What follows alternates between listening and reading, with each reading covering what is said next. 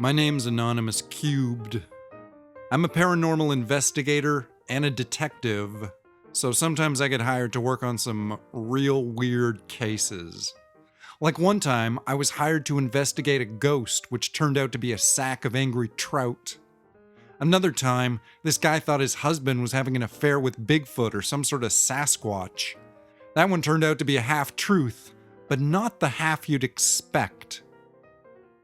This latest case, though, it really spun me around and left me with a bad mess in my sink.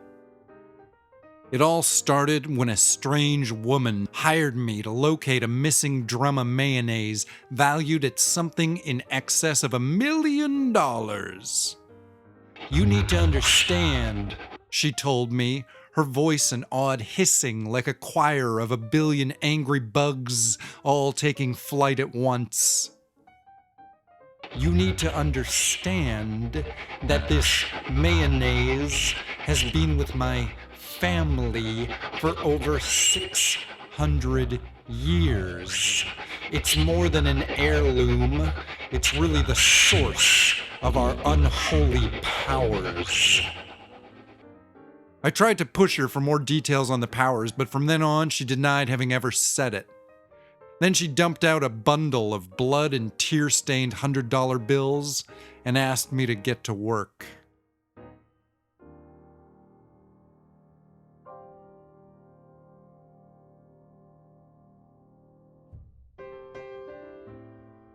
Some cases you solve with pure deductive reasoning, and other times you can just cheat. This was a weird case, and I didn't care for the individuals involved. So rather than putting a bunch of work and effort into the job, I just paid off a contact to use their strange, magical telepathic skills to do all the work for me. Little Jenny Princess. Princess is her last name, or that's what she told me. She was gifted with sight beyond sight by a whimsical horse god who'd previously kicked her parents to death. The visions were supposed to be a sort of payoff to counterbalance the brutal murders. Now she was rich, having won the lottery 6 times in a single month. But she owed me a favor. For that time I helped her reacquire her teeth after they were stolen by a goose down at the park. Little Jenny Princess and I sat down in her parlor room on either side of a large wooden table, and then she stared at me until her eyes rolled up into the back of her head, and then she started to giggle and lactate a little. I know that probably sounds weird to you, but despite her name, she's a full-grown adult woman, and local mystics claim her milk has the same prognostic powers that she wields herself.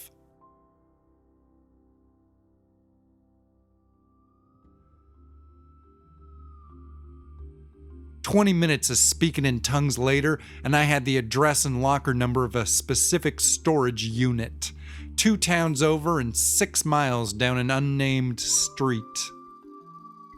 I used my trusty sidekick, a short rusty crowbar, to pick the lock on the locker, and then together we jimmied the door open, revealing a cornucopia of strange and terrible delights. There was a jar of formaldehyde with 16 severed penises floating within it like dill pickles.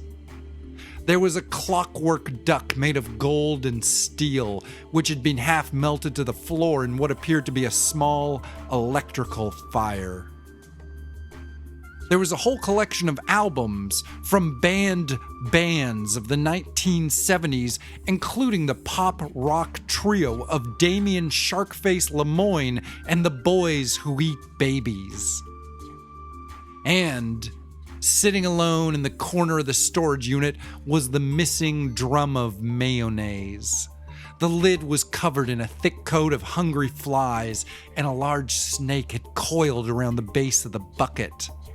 I chased the flies away with some old honey I found in one of my pockets, and tricked the snake into chasing after a stale marshmallow I found in one of my other pockets. Then, drum of mayonnaise in hand, I made my way back to my home office and contacted my client.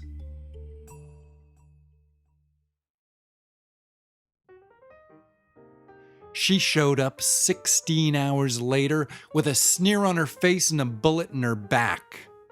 She'd been planning on double-crossing me, she revealed with her dying breaths.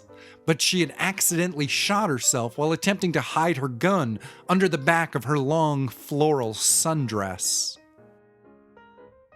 Once she stopped her death rattling, I called the cops, who collected her corpse for their records. They said I could keep the mayonnaise, but I wound up having to dump the whole batch down my sink, as once the lid was off, the stuff was revealed to have gone rancid, a thick blanket of mossy fungus growing atop the surface of the spread. My neighbors all complained. A few folks swore revenge, but I'm not sweating it.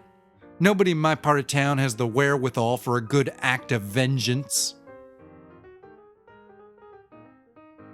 Anyway, I'm Anonymous Cubed. I'm a detective, and as I said, a paranormal investigator. And currently, my bathroom sink stinks of old moldy mayonnaise. These are my cases.